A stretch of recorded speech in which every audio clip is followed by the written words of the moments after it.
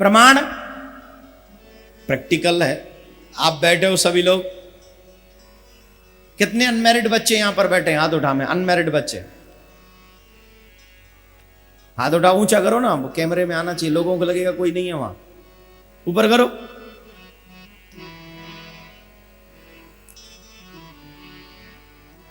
सच्ची सच्ची बताना, जितनी देर भगवान की कथा सुनते हो सुख मिलता है कि नहीं?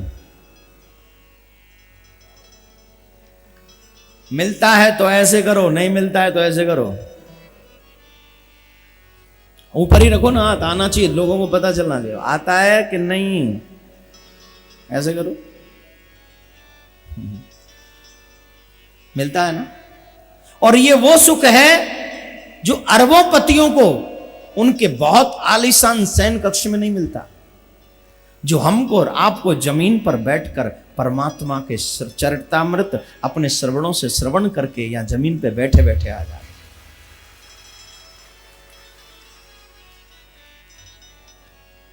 परीक्षित जी महाराज कहते हैं, गुरुदेव कथितो वंश विस्तारो, हे प्रभु श्री कृष्ण के चरित्रों को जरा विस्तार से सुनाइए। और सुखदेव जी महाराज कहते हैं, मैं तुम्हें कृष्ण जन्म की कथा सुनाता हूं, ध्यान पूर्वक सुनना। जमुना के तट पर मथुरा नगर है, मथुरापुरी है। सप्तपुरियों में से मथुरा एक पुरी है। और मथुरापुरी के राजा है उग्रसेन, जो कि बड़े धर्मात्मा हैं। लेकिन धर्मात्मा पुत्र नहीं है उनका। उग्रसेन का जो पुत्र है कंस, वो बहुत बड़ा पापी है। ताको सुवन कंस अति पापी, असुर बुद्धि भयो जग संतापी। अब तो मैं इतना बोल चुका हूं, मुझे लगता है कि संबंध में ज्यादा बोलना ही नहीं चाहिए। फिर भी एक बात बोलता चलूं। एक बेटा होता है अपने पिता को पानी पिलाने वाला, और एक बेटा होता है अपने पिता का खून पीने वाला। अब सोचो तुमने कैसा बेटा पैदा किया है, खून पीने वाला या पानी पिलाने वाला? वो तुम्हें कब पानी पिलाएगा? जब उसे पानी पिलाना आ जाए साधुओं को, जब उसे पानी पिलाना आ जाए अतिथियों को, जब उसे पानी पिलाना आ जाए निर्धन को, जब उसे पानी पहुंचना आ जाए, आंसू पहुंचना आ जाए गरीबों के, तुम्हें पानी जरूर पिलाएगा।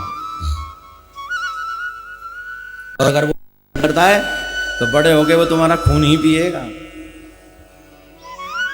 तब कहोगे महाराज मेरा बेटा मेरी बात नहीं मानता, तब कहोगे महाराज पता नहीं लव मैरिज कर रहा है, अभी क्या करूं मैं, इसको रुकवाओ महाराज। महाराज कहां से रुकवाए, कैसे रुकवाए महाराज? अच्छू थोड़ी कर देगा, अच्छू छू मंतर, सुधर गया तेरा बेटा। हाथ पकड़ के अगर महाराज के पास कभी कथा सुनाने ले आता तो वो उसको पता चलता महाराज की बातें क्या हैं। फिर जब वो समझाते तो वो कहता है मैं एग्री विद यू महाराज,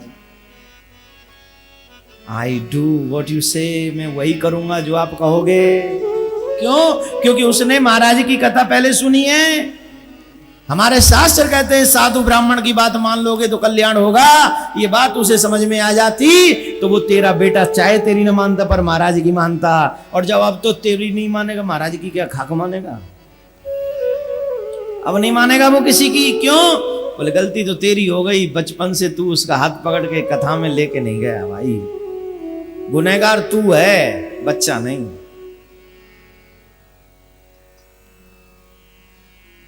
कंस बहुत बड़ा पापी है। कंस ने अपनी बहन चचेरी देवकी का विवाह, चचेरी बहन है, वसुदेव जी के साथ में किया। बहुत सारा दहेज दिया, बहुत सारा। पहले हाथी घोड़े दहेज में दिए जाते थे, दास दासियां दी जाती थी, सोने चांदी हीरा मोती जवाहरात दिए जाते थे। पहले दान होता था, आजकल तो व्यापार होता है।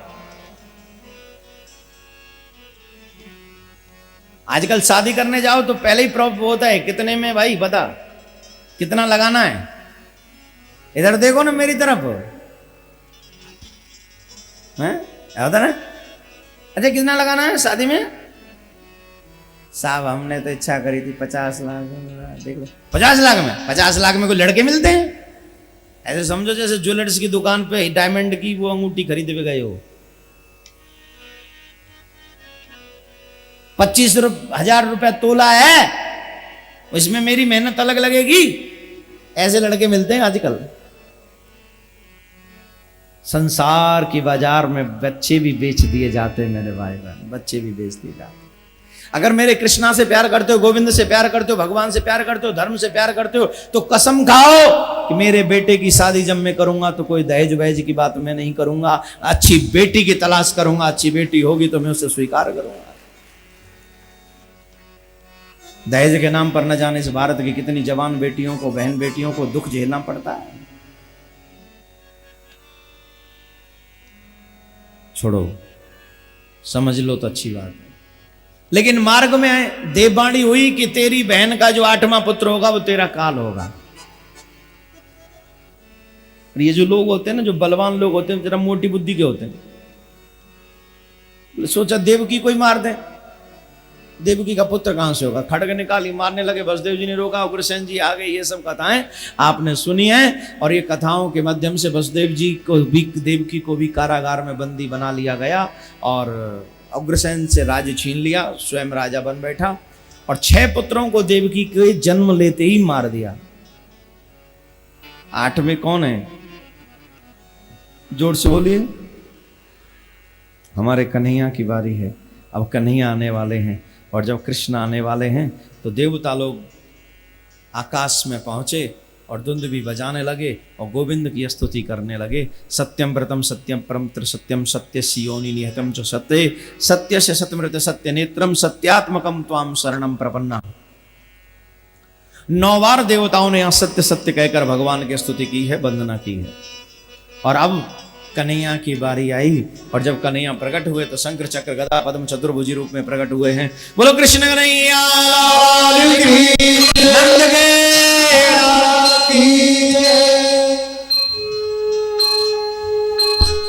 और हमारे जब ठाकुर जी आए तो जन्म लेते ही झूठ बोला। क्या बोले? हमें गोकुल पहुंचा दो मैया जसोदा ने छोरी जन्म दिया छोरी को, वह छोरी लायक कह दियो कि जी भैया मैं जहां तो, और हमारा नाम मत लियो बिल्कुल ले। बोले महाराज हाथन में हथकड़ी पावन में बेड़ी नार में तो कि ये पहरेदार 14,000 दे रहे पहरा, क्या होगा? भगवान बोले चिंता मत करो, जैसे ही तुम मुझे सर पे रखोगे बंधन खुल जाएंगे, पहरेदार सो जाएंगे। बोले बंधन खुले मिल गए, और जब मैं लौट के आया तो सब बात पोल खुल जाएगी। बोले नहीं खुलेगी। क्यों? बोले वो जो कन्या है ना वो माया है, जैसे ही घर में आएगी बंधन फिर बंध जाएंगे। तुम लेके कारागार में आओगे बंधन बंध जाएंगे। सुन लो ध्यान से,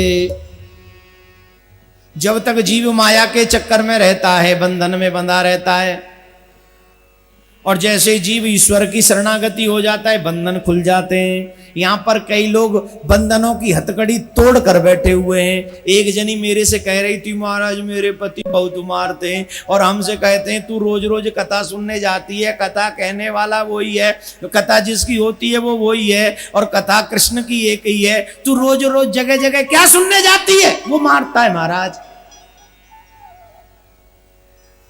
अब महाराज आप बताओ हम क्या जवाब दें? मैंने कहा क्यों आती है? अरे कथा कहने वाला हम है, तू सुनने वाली वही है, और जिसकी कथा हो रही है वो वही है, फिर क्यों आती है? बोले क्या करें महाराज, जितनी बार सुनो उतनी बार आनंद आता है, और उस बंधन में मन नहीं लगता, या बंधन मुक्त होकर आनंद आता है।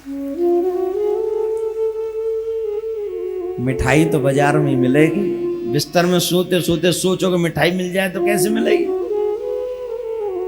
भाई मिठाई के लिए या तो दुकान पे जाओ, या जगो घर में रखी हो तो उठ के खाओ।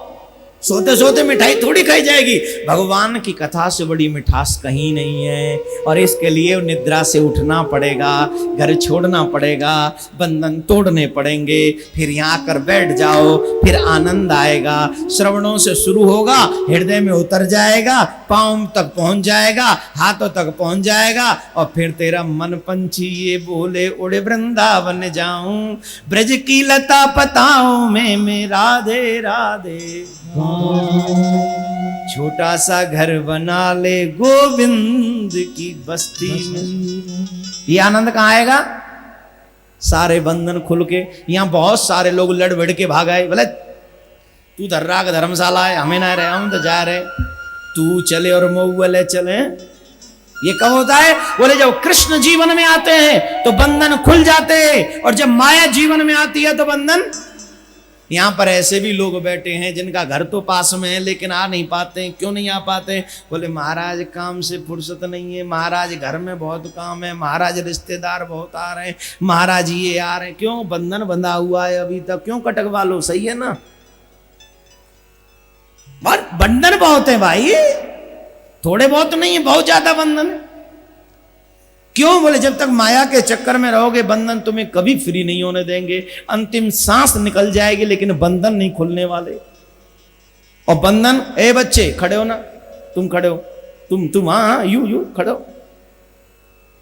तुम क्यों आ गए? तुम्हें कोई बंधन नहीं है? जब हम भजन गा रहे थे तो चकाचक नाच रही थी छोटी सी गुड़िया। अब इसको कोई बंधन से मतलब ही नहीं है, जिम्मेदारी है ही नहीं, माया का कोई लफड़ा नहीं है, कोई चक्कर नहीं है। इसको ये है, मम्मी कहती है हाँ बैठ जा, मम्मी कहती है कथा सुनना चाहिए, आनंद आना चाहिए, और कथा सुनने मम्मी के कहने से चली आई। और शायद जो ध्रुव की उम्र रही होगी वही इस बच्ची की उम्र है। और अभी से अगर पीने का शौक चढ़ जाए, वो भी नामामृत, वो भी कथामृत, तो न जाने कितनी पीढ़ियों को तार देगी ये छोटी सी बच्ची। तो भगवान श्री कृष्ण को सर पे रखा, और जैसे ही सर पे रखा बंधन खुल गए। आप दर्शन करें और फिर आगे कथा क्रम को बढ़ाएंगे। आप वसुदेव जी को लेके आ रहे हैं, आप हाथ जोड़ लें, कोई खड़ा नहीं होगा, बैठ कर ही दर्शन करें और आनंद से।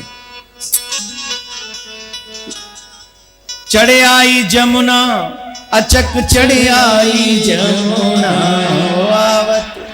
हो आवत देखो तो अचक आवत देखो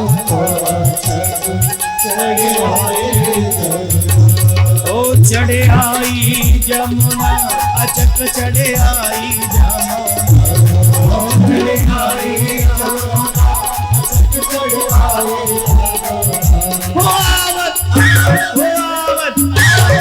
आवत देखो चढ़े आई जमुना, आवत देखो तो चढ़े आई